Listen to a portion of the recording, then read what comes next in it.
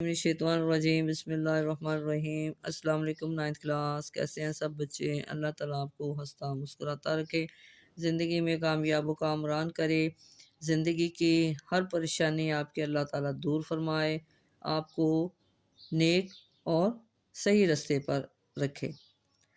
اچھا جی، آج بچوں ہم آپ کا سبق اردو کی کتاب کا سبق پڑھیں گے، اپنی مدد آپ۔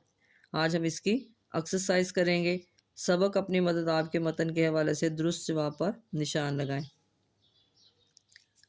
خدا ان کی مدد کرتا ہے جو اپنی مدد آپ کرتے ہیں۔ یہ ایک نہایت آزمودہ ہے۔ ترکیب، مقولہ، محاورہ، ضرب المثال۔ تو اب صحیح آنسر کیا ہے؟ مقولہ۔ ایک شخص میں اپنی مدد آپ کرنے کا جوش ہے، اس کی تنزلی کی بنیاد، شہرت کی بنیاد، عزت کی بنیاد، ترقی کی بنیاد۔ تو صحیح آنسر اس میں کیا آیا؟ ترقی کی بنیاد۔ جیسا مجموعہ قوم کی چال چلن کا ہوتا ہے، یقینی اس کے قانون اور مناسب حال گورنمنٹ ہوتی ہے۔ یہ قاعدہ ہے ہر ملک کا، ہر قوم کا، ہر معاشرے کا، نیچر کا۔ اب صحیح آنسر اس میں کیا آیا؟ نیچر کا۔ انسان کی قومی ترقی کی نسبت ہم لوگوں کا خیال ہے کہ ملے کوئی خضر، سخی، حکمران، وزیر، بتدبیر۔ تو صحیح آنسر کیا آیا؟ خضر۔ اوروں پر بھروسہ اور اپنی مدد آپ، یہ دونوں اصول ایک دوسرے کے ہیں، بالکل مخالف، بالکل موافق، قطعاً حسب حال، بالکل ہموار۔ اس میں صحیح آنسر کیا آیا؟ بالکل مخالف۔ آ گیا جی، سبق اپنی مدد آپ کے متن کے مطابق سوالوں کے جواب لکھیں۔ پہلا جی، وہ کون سا آزمودہ مقولہ ہے جس میں انسانوں کا اور قوموں کا تجربہ جمع ہے؟ تو اس کا آنسر ہم لکھیں گے، خدا ان کی مدد کرتا ہے جو اپنی مدد آپ کرتے ہیں۔ وہ آزمودہ مقولہ ہے جس میں انسانوں، قوموں اور نسلوں کا تجربہ جمع ہے۔ اس میں خود اعتمادی اور محنت کی اہمیت کو اجاگر کیا گیا ہے۔ اچھا جی، آ گیا جی، سر سید احمد خان کے خیال میں کون سی قوم ذلیل و بے عزت ہو جاتی ہے؟ اس کے آنسر میں لکھیں گے، سر سید احمد خان کے خیال میں وہ قوم ذلیل و بے عزت ہو جاتی ہے جو اپنی مدد آپ کرنے کی صلاحیت کھو بیٹھتی ہے، دوسروں پر انحصار کرتی ہے اور غیرت و عزت جیسی خوبیوں سے محروم ہو جاتی ہے۔ نیچر کا قاعدہ کیا ہے؟ نیچر کا قاعدہ یہ ہے کہ جیسا مجموعہ قوم کے چال چلن کا ہوتا ہے، ویسی حکومت اور قانون اس قوم کے لیے بناتا ہے، جیسے پانی اپنی سطح پر آ جاتا ہے۔ آگیا جی، بیرونی کوششوں سے برائیوں کو ختم کرنے کا کیا نتیجہ نکلتا ہے؟ یہاں پہ آئے گا جی، بیرونی کوششوں سے برائیوں کو ختم کرنے کا نتیجہ یہ نکلتا ہے کہ وہ برائیاں کسی اور نئی شکل میں دوبارہ پیدا ہو جاتی ہیں۔ حقیقی اصلاح کے لیے شخصی زندگی اور چال چلن کی بہتری ضروری ہے۔ آگیا جی، دنیا کی معزز قوموں نے کس خوبی کی بنا پر عزت پائی؟ تو اس کا آنسر میں لکھیں گے جی، دنیا کی معزز قوموں نے اپنی مدد آپ کے اصول پر عمل کر کے عزت پائی ہے۔ یہ خوبی ان کی محنت، خود اعتمادی اور خود مختاری کا مظہر ہے۔ اب ہم آگے دیکھتے ہیں سوال۔ آگیا جی، سبق اپنی مدد آپ کے متن کو مد نظر رکھتے ہوئے جملے مکمل کریں۔ تو اس میں جی، خدا ان کی مدد کرتا ہے جو آپ اپنی ڈیش کرتے ہیں، مدد کرتے ہیں، جس طرح کہ پانی خود اپنی ڈیش میں آ جاتا ہے، پنسال میں آ جاتا ہے۔ قوم شخصی ڈیش کا مجموعہ ہے، حالتوں کا مجموعہ ہے۔ قوم کی سچی ہمدردی اور سچی ڈیش کرو، خیر خواہی کرو۔ ہم لوگوں کے یہ خیال ہے کہ کوئی ڈیش ملے، کوئی خضر ملے۔ آگے جی، الفبائی ترتیب اور لغات کا استعمال۔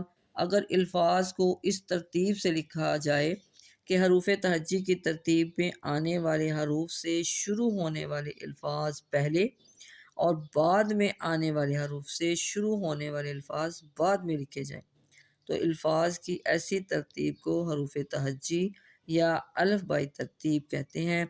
اردو، انگریزی اور دیگر تمام زبانوں کی لغات میں الفاظ کو اسی ترتیب سے لکھا جاتا ہے۔ اسی طرح لفظوں کی تلاش اور انہیں مرتب کرنا آسان ہو جاتا ہے۔ اچھا جی، الفبائی ترتیب کے تصور کو مد نظر رکھتے ہوئے درج ذیل الفاظ کو الفبائی ترتیب سے لکھیں۔ تو اس میں ہم سب سے پہلے کیا لکھیں گے جی؟ آزمودہ، آئندہ۔ آزمودہ آئندہ. پھر ہے جی تجربہ اور تہذیب. اس کے بعد ہے جی خضر خیر خواہی. پھر ہے جی پرستش پرکھوں پنسال. فیاض معمار اور نیچر. اچھا جی آ گیا جی متلازم یا گروہی الفاظ.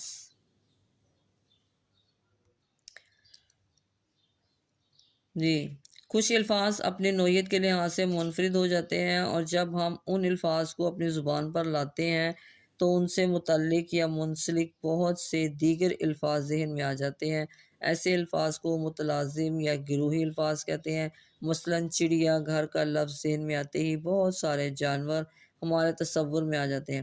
اسی طرح کسی درخت کا خیال آتے ہی اس کی شاخیں، پتے، پھول، تنا اور جڑ وغیرہ کا خیال ذہن میں آ جاتا ہے. اب جیسے کہ یہاں پہ نیچے دیے ہوئے انہوں نے ذیل میں کچھ ایسے ہی متلازم یا گروہی الفاظ دیے جا رہے ہیں. آپ ان سے متعلق یعنی ان کی رعایت سے کم از کم 4 الفاظ سوچ کر لکھیں. کیا ہے جی چمن. چمن اب ذہن میں آیا تو اس کا کیا آیا؟ پھول، درخت، سبزہ اور پرندے. آ گیا جی گھر، کمرہ، باورچی خانہ، صحن، خاندان. پھر آ جی مدرسہ، کتابیں، استاد، طلبہ، کلاس. پھر آ گیا دفتر، کرسی، میز، فائلیں، کمپیوٹر. آ گیا جی سمندر، پانی، موجیں، کشتی، ساحل. ویگن، ڈرائیور، مسافر، ٹائر، سٹاپ. یہ سارے متلازم یا گروہی الفاظ ہیں. اچھا جی آ گیا جی مضمون لکھنا. مضمون نثر کی ایک ایسی قسم ہے جس میں کسی بھی موضوع پر اظہار خیال کیا جا سکتا ہے. مضمون میں یہ دیکھا جاتا ہے کہ جس موضوع پر آپ لکھ رہے ہیں اس کے بارے میں آپ کتنی معلومات رکھتے ہیں اور اپنے خیالات کا اظہار کس طرح کرتے ہیں. اب یہاں پہ ہے کہ مضمون نثر کی ایک ایسی صنف ہے جس میں کسی بھی موضوع پر اپنے خیالات اور معلومات کا اظہار کیا جاتا ہے. مضمون لکھنے کے دوران یہ اہم ہے کہ آپ اپنے خیالات کو مؤثر انداز میں پیش کریں اور موضوع کے مناسبت سے معلومات فراہم کریں. ایک عمدہ مضمون ہمیشہ 3 حصوں پر مشتمل ہوتا ہے. کون سے ہیں جی؟ نمبر 1 پہ جی ابتدائیہ، نفس مضمون اور اختتامیہ. اب اس میں سب سے پہلے کیا جی ابتدائیہ. موضوع کے انتخاب کے بعد مضمون کی ابتدا میں موضوع کا تعارف لکھا جاتا ہے. ابتدائیہ نہایت جامع اور مختصر ہونا چاہیے اور ایسے دل نشین انداز میں لکھنا چاہیے کہ اس کے پڑھنے کے بعد قاری نہ صرف نفس مضمون سے ایک حد تک آگاہ ہو جائے بلکہ وہ اپنے آپ کو آئندہ مضمون پڑھنے کے لیے بھی آمادہ پائے. یعنی کہ مضمون کے آغاز میں موضوع کا تعارف کروایا جاتا ہے. ابتدائیہ جامع، مختصر، دلچسپ ہونا چاہیے تاکہ قاری کو نہ صرف موضوع سمجھ میں آ جائے بلکہ وہ پورا مضمون پڑھنے کے لیے دلچسپی بھی محسوس کرے. یہ تعارف ایسا ہونا چاہیے جو قاری کو موضوع کی اہمیت اور مرکزی خیال سے آگاہ کرے. آ گیا جی نفس مضمون. یہ حصہ مضمون کی مرکزی حیثیت کا حامل ہوتا ہے. مضمون نگار کو چاہیے کہ وہ اپنے خیالات کو ایک خاص ترتیب کے مطابق پیراگرافوں میں تقسیم کر کے لکھے. مشکل الفاظ کی بجائے سادہ، عام فہم اور بول چال کی زبان لکھے. البتہ جہاں ضروری ہو وہاں تشبیہات، اشعار، ضرب الامثال، مشاہیر کے قول و اقوال، احادیث اور قرآنی آیات سے بھی کام لے. مگر ایک بات کو بار بار نہ دہرائے، زبان کی اغلاط سے بچے کیونکہ زبان کی اغلاط سے مضمون کا حسن غارت ہو جاتا ہے. اب یہاں پہ یہ حصہ مضمون کا سب سے اہم اور تفصیلی حصہ ہوتا ہے. اس میں مضمون نگار کو اپنے خیالات کو منظم اور ترتیب وار انداز میں پیش کرنا چاہیے. آسان اور عام فہم زبان کا استعمال کرے تاکہ قاری کو سمجھنے میں مشکل نہ ہو۔ جہاں ضروری ہو وہاں تشبیہات، اشعار، ضرب الامثال، احادیث قرآنی آیات اور مشہور شخصیات کے اقوال سے مدد لی جا سکتی ہے، لیکن ایک بات کو بار بار دہرانے سے گریز کریں کیونکہ یہ مضمون کو غیر دلکش بنا دیتا ہے۔ نیز زبان کی اغلاط سے پرہیز کریں کیونکہ غلطیاں مضمون کے حسن کو متاثر کرتی ہیں۔ اگلا پارٹ کا جی اختتامیہ۔ مضمون کے خاتمے پر موضوع کی تمام تفصیلات کو سمیٹ کر چند سطروں میں بیان کرنا چاہیے۔ مضمون کا خاتمہ ایسا مؤثر اور دل پذیر ہونا چاہیے کہ موضوع کے تمام ضروری نکات قاری کے نظر کے سامنے آ جائے۔ آگے جی مرکزی خیال اور خلاصہ لکھنا۔ کسی سبق کا مرکزی خیال بالعموم 3 سے 4 سطور پر مشتمل ہوتا ہے، جو سبق کے مرکزی یا بنیادی تصورات کا آئینہ دار ہوتا ہے، جبکہ سبق کے خلاصے کا مطلب سبق کو مختصر طور پر اپنے الفاظ میں ایسے بیان کرنا یا لکھنا ہوتا ہے کہ سبق کی کوئی اہم بات بھی نہ چھوٹے اور خلاصے کی طوالت بھی کم و بیش مکمل سبق کے ایک تہائی تک محدود رہے۔ یاد رہے کہ خلاصہ تشریح کی ضد ہے، اس لیے سبق کے متن میں اگر کوئی شعر، اقتباس یا دیگر وضاحت وغیرہ ہو تو اسے خلاصے کا حصہ نہیں بنایا جاتا۔ اچھا جی آگے انہوں نے دیا ہوا ہے کہ مرکزی خیال یا خلاصہ لکھنے کے اصولوں کی روشنی میں سبق اپنی مدد آپ کا خلاصہ لکھے۔ تو جی بچوں میں بولتی جا رہی ہوں، آپ لکھتے جائیں۔ اچھا جی اس کا خلاصہ جی، انسان یا قوم کی ترقی کا انحصار ان کے اپنے اعمال اور کوششوں پر ہے۔ دوسروں پر انحصار کرنے سے خود اعتمادی اور غیرت ختم ہو جاتی ہے۔ قومی ترقی شخصی اخلاق، محنت، دیانتداری اور ہمدردی پر مبنی ہے۔ اگر افراد نیک اور محنتی ہوں گے تو پوری قوم مضبوط اور معزز بنے گی۔ کسی قوم کی اصلاح اور ترقی بیرونی امداد یا گورنمنٹ پر انحصار کرنے سے ممکن نہیں ہے۔ اس سے قوم کی دلی غلامی بڑھتی ہے اور وہ عزت و ترقی سے محروم ہو جاتی ہے۔ ہر نسل کو اپنے بزرگوں کی محنت سے حاصل شدہ میراث کو نہ صرف سنبھالنا چاہیے بلکہ اسے مزید ترقی دینا چاہیے تاکہ آنے والی نسلوں کو ایک بہتر مستقبل ملے۔ افراد کے کردار اور چال چلن کا اثر معاشرے اور آئندہ نسلوں پر پڑتا ہے۔ اچھے کردار سے ہی قومیں مضبوط ہوتی ہیں اور یہ تعلیم کتابوں کی بجائے عملی زندگی سے حاصل ہوتی ہے۔ علم سے زیادہ عمل اور عمدہ چال چلن انسان کو معزز اور کامیاب بناتا ہے۔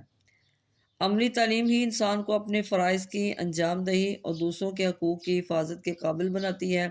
سر سید کا پیغام یہ ہے کہ قوموں کو اپنی حالت خود بہتر کرنی ہوگی کیونکہ حقیقی ترقی کا دار و مدار اندرونی اصلاح اور مستقل محنت پر ہے۔ جی بچوں یہ تھا آپ کے سبق کا خلاصہ۔ آگے سوال کیا جی؟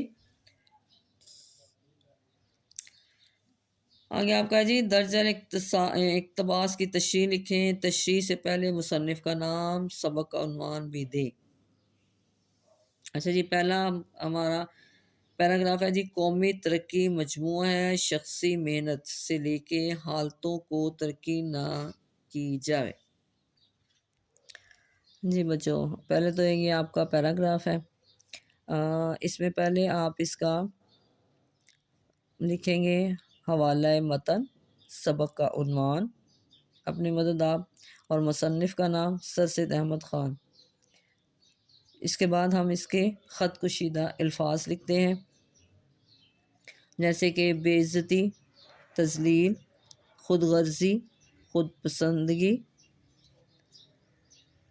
اور کیا ہے جی بدیویوں، گناہ یا برائیاں، آوارہ زندگی، بے راہ رو، بیرونی باہر سے تعلق رکھنے والے، نیست و نابود تباہ و برباد ہو جانا۔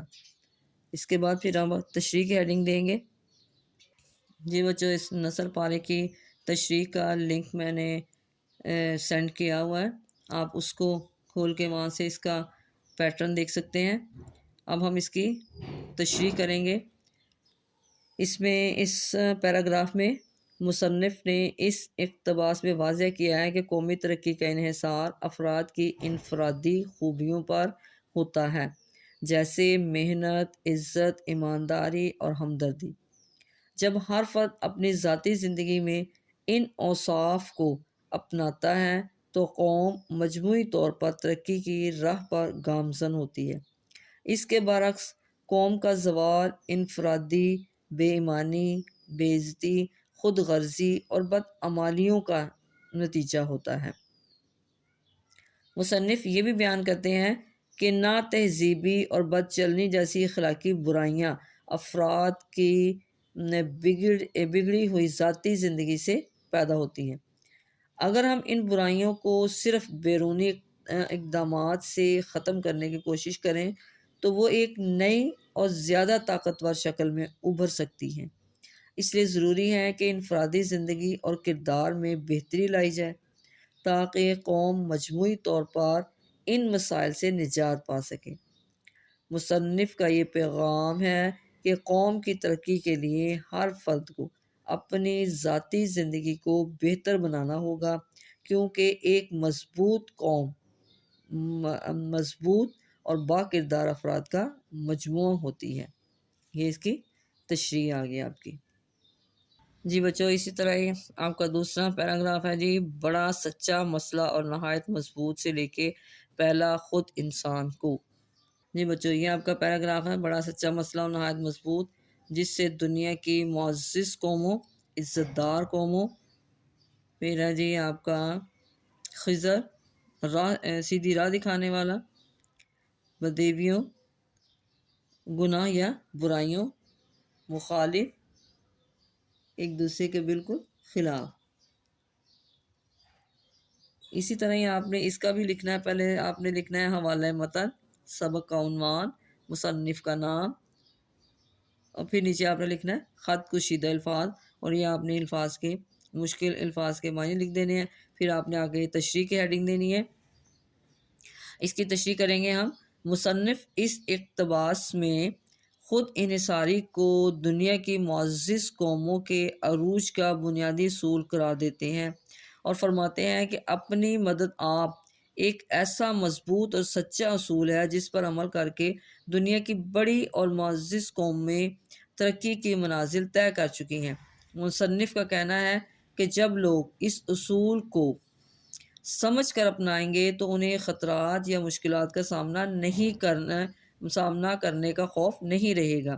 مصنف نے اپنی مدد آپ اور دوسروں پر بھروسہ کو دو بالکل متضاد اصولوں کے طور پر پیش کیا ہے۔ اپنی مدد آپ انسان کو خود مختار بناتا ہے، اس کے کردار کو نکھارتا ہے اور اس کی تمام برائیوں کو ختم کر دیتا ہے، جبکہ دوسروں پر بھروسہ انسان کی کمزوری اور زوال کا سبب بنتا ہے۔ اس لیے مصنف نے زور دیا ہے کہ انسان کو اپنی زندگی میں پہلے خود انحصاری کا اصول اپنانا چاہیے تاکہ وہ کامیابی اور عزت کی منزل کو پا سکے۔ یہ پیغام فرد کی سطح سے لے کر قومی سطح تک اہمیت رکھتا ہے، کیونکہ اگر ہر شخص اور ہر قوم دوسروں پر انحصار کرنے کے بجائے اپنی صلاحیتوں پر بھروسہ کرے تو وہ کامیابی کی نئی بلندیوں تک پہنچ سکتی ہے۔